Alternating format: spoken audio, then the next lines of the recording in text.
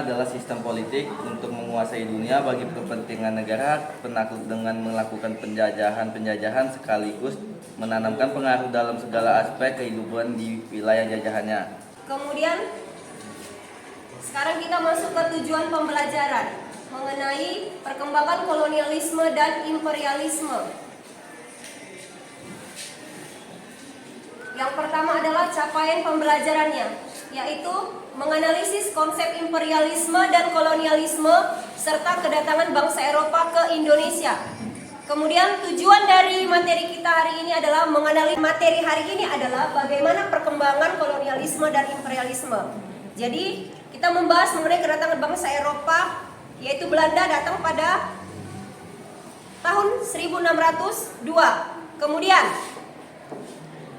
kebijakan dari Belanda ini adalah membuat kongsi dagang, yaitu VOC.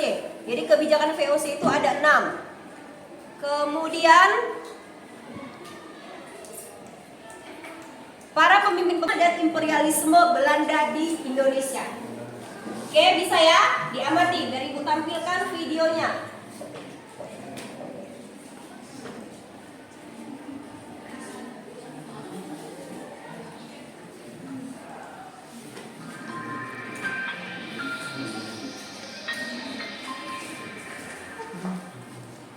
Film ini dimulai dengan ditujukannya Mingke yang sedang berada di sebuah rumah kos. Tiba-tiba temannya Surot mengajak pergi ke Wonosobo berkunjung ke rumah Robert Beleman temannya. Lagi-lagi, Mingke pun sudah takut bagaimana dia menjelaskan nanti ibunya Emelis. Namun saat bertemu dengan Nyai Arthur Sorong yang merupakan ibu kandung Emelis, justru malah tertawa. Nyai Arthur Sorong tertawa dan menyapanya marah. Scene berganti saat Emelis turun dari kamar untuk makan malam. Nyai Arthur Sorong berkata kepada Mingke bahwa Emelis saat ini berdandan. Ketermaksinan dekat dengan keluarga Beleman karena Caesar terkoreknya. Dari cerita Alice ini, Mingke menjadi tahu sosoknya Arthur Sorong yang sebenarnya dan membuat tulisan untuk kemudian diterbitkan di koran-koran. Scene berpindah saat malam. Mingke dijemput oleh polisi Belanda untuk dibawa keluar rumah Arthur Sorong. Dan ternyata itu adalah utusan dari sang ayah. Sikap dan melakukan orang pribumi terangkat. Bupati sangat membanggakan kehadiran bangsa Belanda. Sudah selesai kan mengamati video mengenai bumi manusia, di mana bumi manusia ini menceritakan mengenai kolonialisme dan imperialisme yang dilakukan oleh negara Eropa, yaitu Belanda. Nah, sekarang Ibu minta dulu, ketika kalian sudah mengamati video tersebut, apa yang dapat kamu simpulkan dari hasil pengamatanmu mengenai video tersebut? Siapa yang bisa? Siapa? Oke, Putri, apa Put?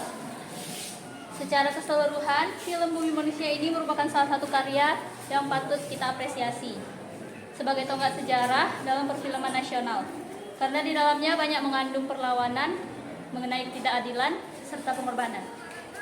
Oke, terima kasih Putri. Ada lagi yang lain? Oke, Cynthia.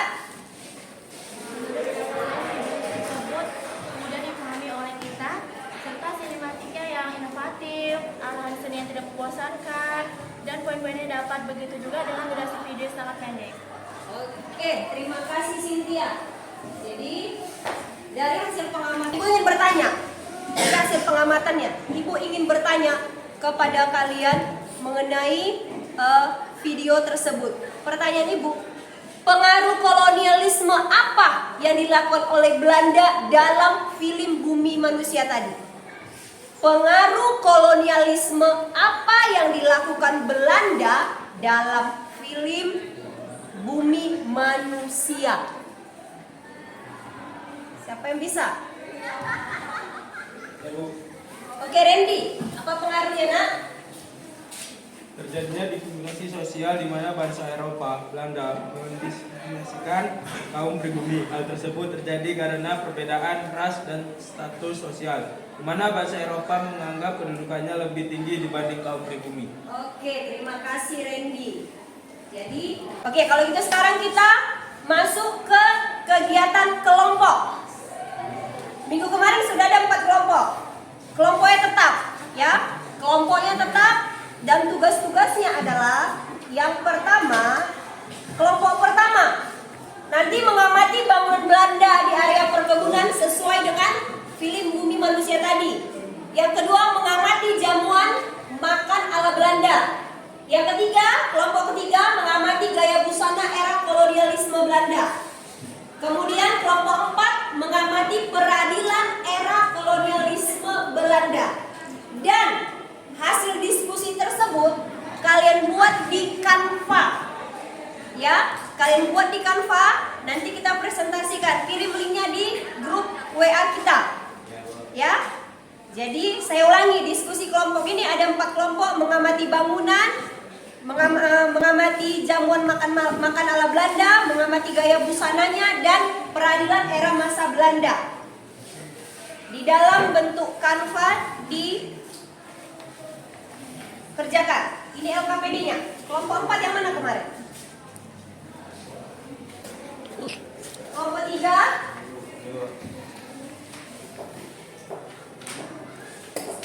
Kelompok 2. Kelompok 1.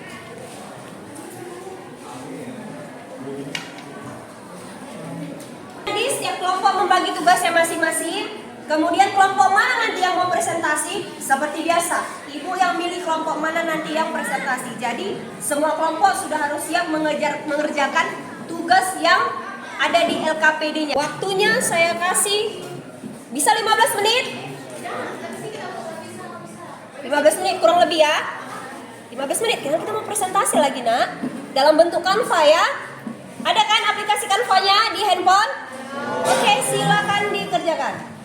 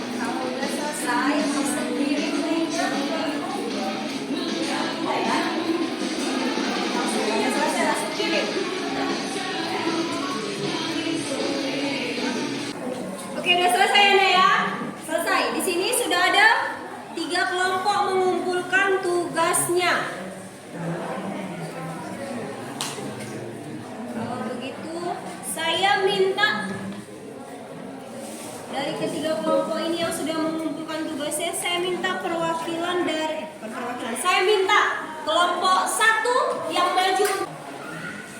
Kelompok 1 mengenai bangun Belanda di area perkebunan teh. Assalamualaikum warahmatullahi wabarakatuh.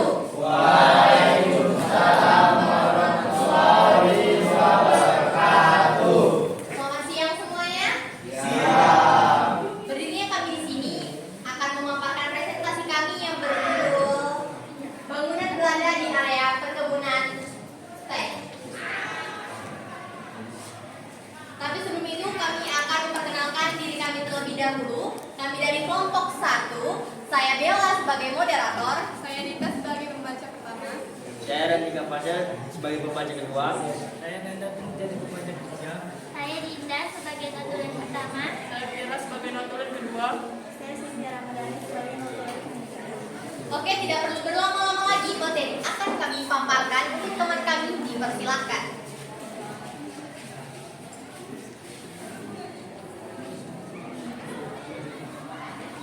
Latar belakang. Tanaman teh berkembang di Hindia Belanda pada abad ke-19, terutama karena adanya permintaan yang tinggi di pasaran Eropa. Yang semula mengembangkan tanaman ini adalah pemerintah Hindia Belanda. Tetapi sejak tahun 1866 diserahkan kepada perusahaan-perusahaan swasta. 1869, Rudolf Albert Eroven mendirikan perkebunan Arjasari. Tahun 1870, Eroven pulang ke rumah di Arjasari setelah meraih gelar insinyur jurusan teknik. Tahun 1868, perkebunan Arjasari dibukanya. Tahun 1873, Rudolf Edward Eroven meneruskan usaha perkebunan teh dengan mendirikan perkebunan gambung. Tahun 1855, Fungsional bangunan kolonial Belanda tidak hanya estetik, tetapi juga fungsional sebagai ruang hias dan kosmetik. Misalnya gedung di band dan gedung halu supaya adalah contoh bangunan bersejarah. Maka berdasarkan lainnya nilai arsitekturnya, bangunan ini juga mempunyai maka budaya karena merupakan sensitif dari masa kolonial Indonesia. Bangunan sejarah juga terdapat di daerah juga contohnya. Kami paparkan.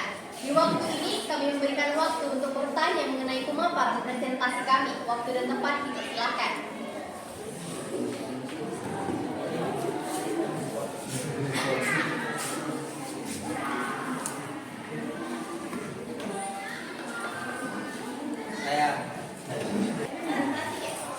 Bagaimana dampak sejarah perkebunan pada perkembangan masyarakat di wilayah-wilayah tertentu di Indonesia pada masa kolonial? Era perkebunan kolonial Belanda di Indonesia. Terima kasih. Ada yang ingin? Penjajahan Belanda meninggalkan banyak luka dan trauma bagi bangsa ini, tetapi selama masa itu juga terdapat banyak sekali warisan perubahan ke arah modern yang hingga hari ini masih kita pergunakan. Apakah warisan itu menyengsarakan rakyat Indonesia atau justru memiliki dampak yang bagi rakyat Indonesia?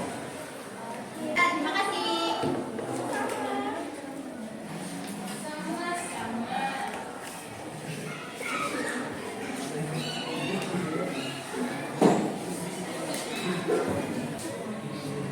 Kami akan menjawab pertanyaan dari kelompok 4. Bagaimana dampak sejarah perkebunan pada perkembangan masyarakat di wilayah tertentu di Indonesia? Positif, karena mereka membawa komoditas tanaman baru untuk ditanam di Indonesia sehingga makin memperkaya jumlah jenis-jenis tanaman di Indonesia. Dampak negatif dari bidang ekonomi kolonialisme Belanda terhadap masyarakat Indonesia antara lain adalah banyaknya masyarakat yang mengalami kemiskinan dan kelaparan akibat kebijakan yang diterapkan. Pendapat Ulan, tetapi kami tetap mempertahankan jawaban dari kelompok kami karena menurut kami jawaban kami kebenar. Oke, saya kembalikan ke Adek. Gimana Adek? Apakah kamu sudah puas dengan dengan jawaban yang telah. Satu dan tanggapan dari Ayu. Kami akan menjawab pertanyaan dari kelompok 2. Apa yang dimaksud dengan era perkebunan kolonial Belanda di Indonesia? Pada abad ke-19, Belanda menerapkan tanam paksa atau kultur stel di Indonesia. Gubernur Jenderal Johannes van der Bosch mewajibkan setiap desa untuk menyisihkan sebagian tanahnya untuk ditanami komoditas ekspor seperti gula, kopi, teh, tembakau, karet, dan lainnya. Gimana, apakah sudah puas dengan jawaban ini? Menjawab pertanyaan dari Selvi kelompok 4. Penjajahan Belanda meninggalkan banyak luka dan trauma bangsa ini, tetapi selama masa itu juga terdapat banyak sekali warisan perubahan ke arah modern yang sehingga hari ini masih kita pergunakan. Apakah warisan menyengsarakan rakyat Indonesia atau justru memiliki dampak yang baik bagi rakyat Indonesia? Jawabannya itu, warisan tersebut adalah pemicu rakyat Indonesia sengsara karena perkebunan itu memiliki rakyat Indonesia menderita sehingga tanaman terpaksa. Bagaimana? Jawaban dari kelompok 1 dan pertanyaan dari rekan Selvi. Menurut saya, seharusnya kita bersyukur dengan warisan tersebut. Salah satu peninggalan penting di bidang perkebunan masa kolonial adalah perkebunan tebu dan industri gula. Perkebunan ini termasuk perkebunan swasta besar, perkebunan negara besar, dan perkebunan rakyat. Itu menurut pendapat saya. Baik, Fadila, kami minta pertanyaan atas jawaban yang kami sampaikan kepada Fadila. Oke, saya kembalikan ke Selvi. Jawaban Fadila yang menurut kamu benar? Menurut saya jawabannya sama-sama benar, tapi punya Fadila lebih melengkapi dan lebih jelas. Sekian sudah. Terima kasih. Dan kalau ada jawaban kami yang tidak sesuai dengan keinginan kalian, kami mohon maaf. Sekian presentasi yang telah kami paparkan, kami mohon undur diri. Jalan-jalan ke Amerika. Jangan lupa bring good time. Terima kasih atas perhatian Anda semua and see you next time. Wassalamualaikum warahmatullahi wabarakatuh.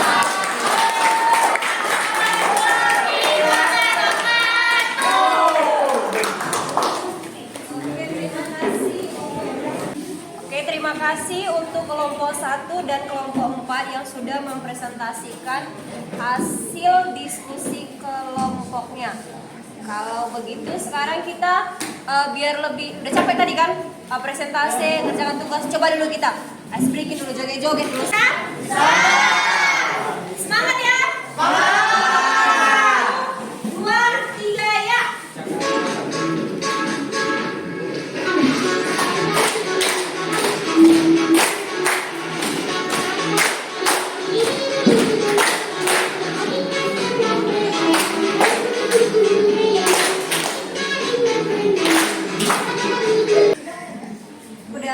Jadi dari hasil diskusi tadi dapatlah kita ambil kesimpulan bahwa kolonialisme dan imperialisme yang dilakukan Belanda itu sangat membuat kita kaum pribumi terjepit.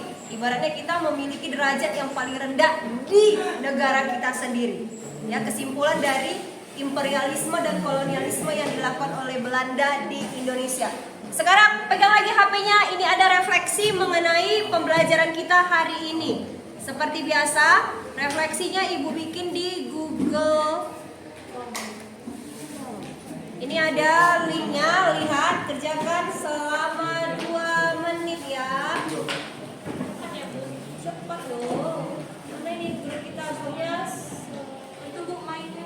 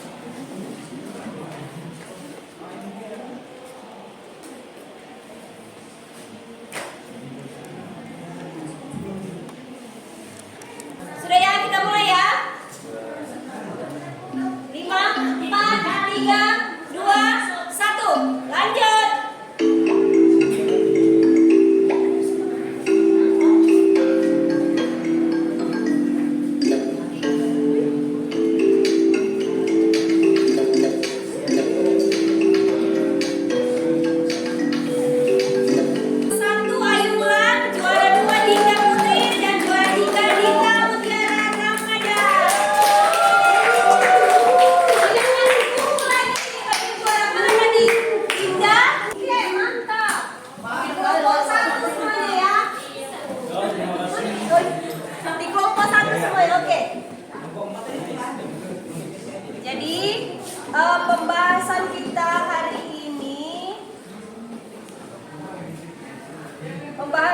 hari ini sudah selesai mengenai perkembangan kolonialisme dan imperialisme di Indonesia.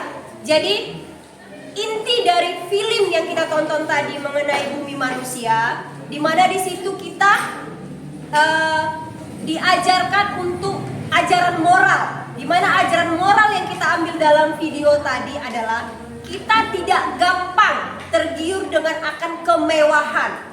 Ya nak, kita tidak gampang tergiur akan kemewahan. Jadi karena mewah belum tentu bagus, karena mewah belum tentu benar. Jadi itulah inti dari film dari Bumi Manusia tersebut.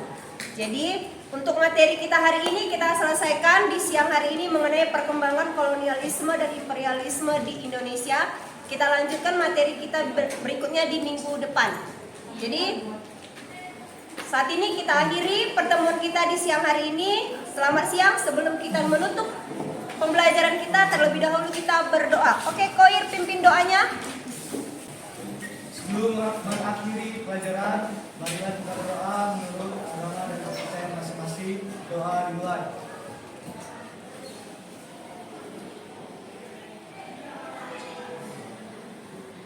Oke, terima kasih nak. Selamat siang. Sampai jumpa minggu depan. Tepuk tangan dulu kita.